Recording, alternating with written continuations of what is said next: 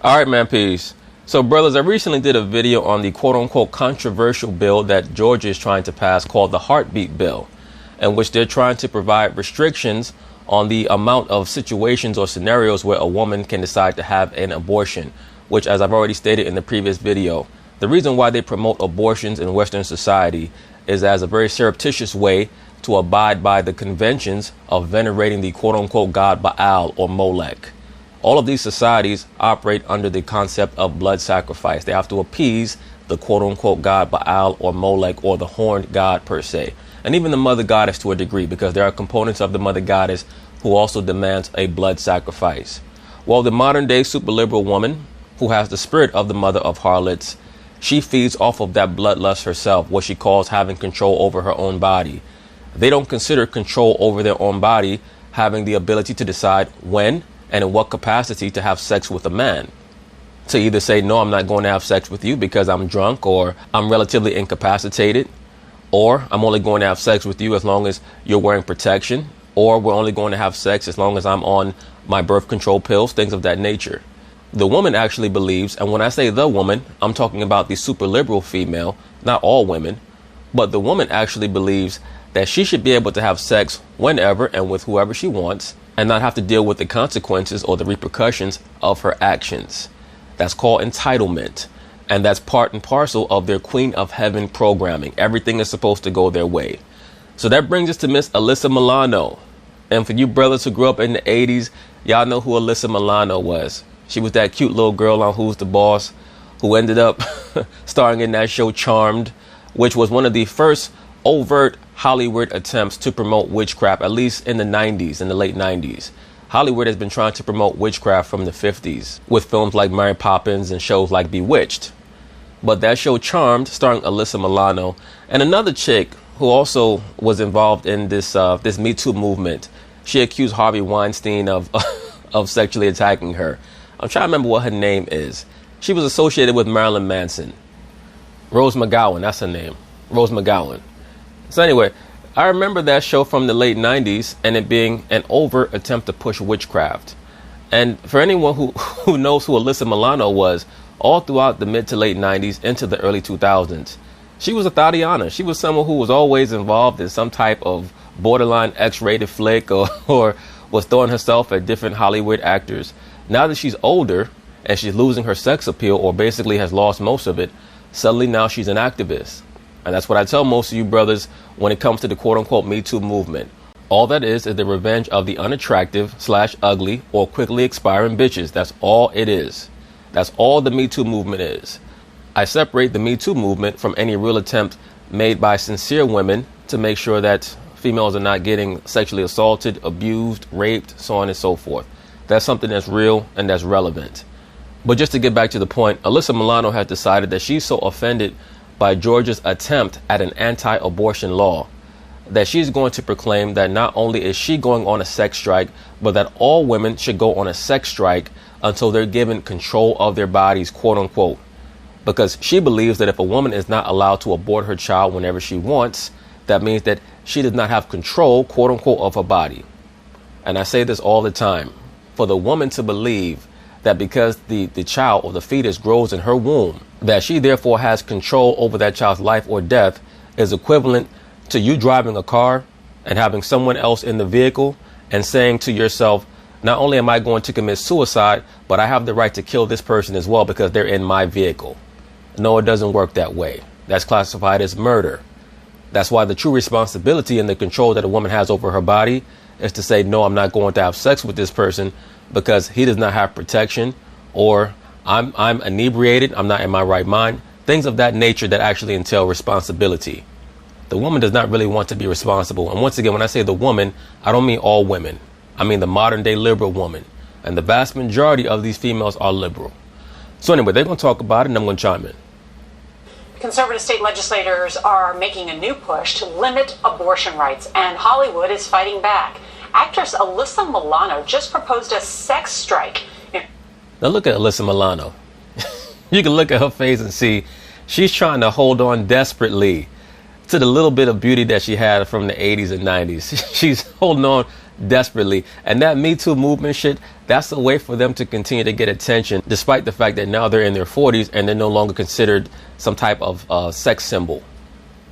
In response to a recent wave of state laws restricting or abolishing abortion, Milano posted this tweet asking women to give up sex until they have legal control of their bodies. Yeah, good luck with that.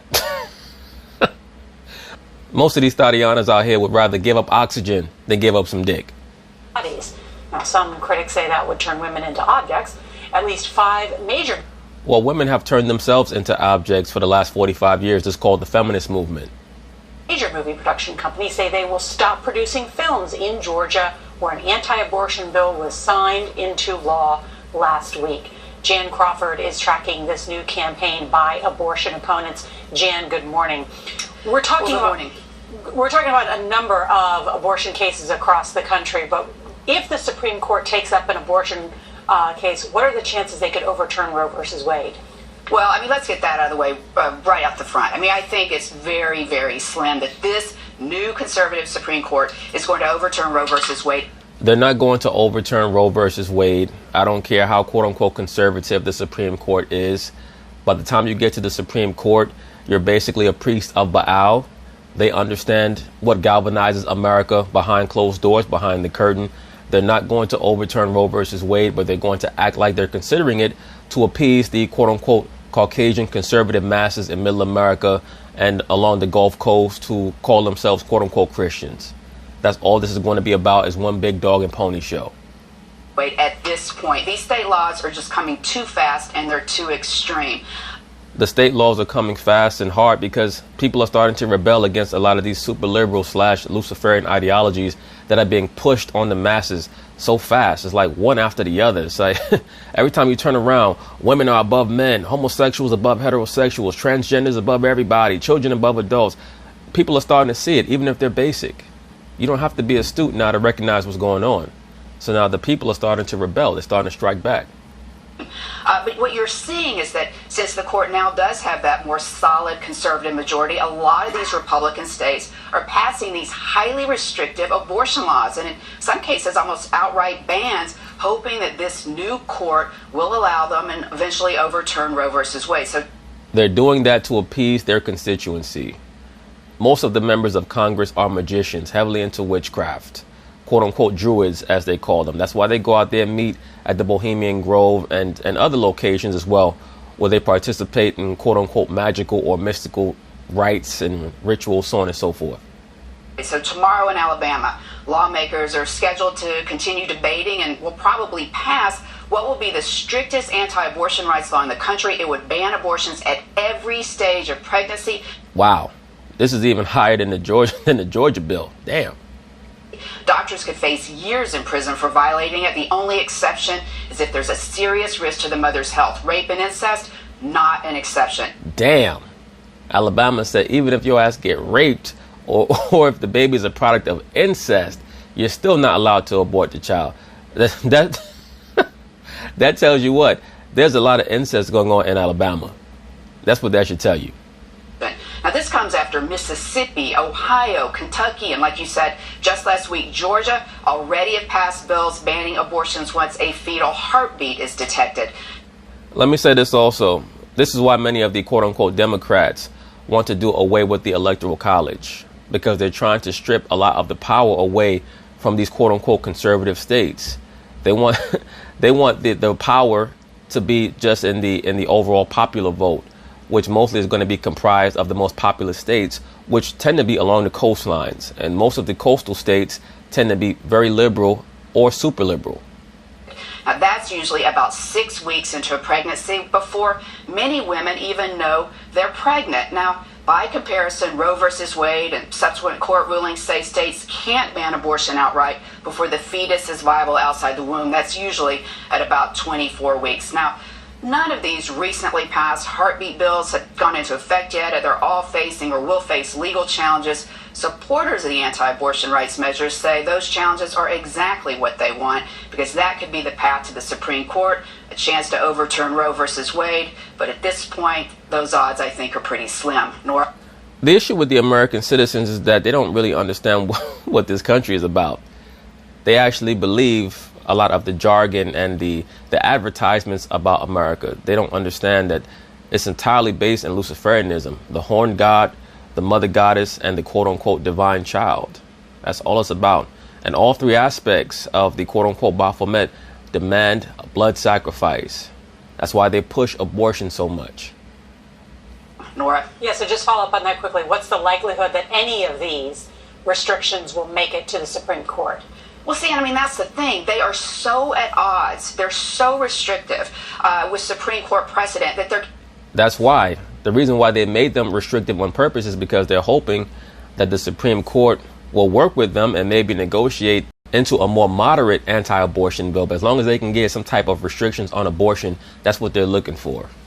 They know damn well that that there's no way in the world that an anti-abortion law is going to pass that says you're not allowed to get an abortion even if you're raped or if the child's a product of incest. They should know that already.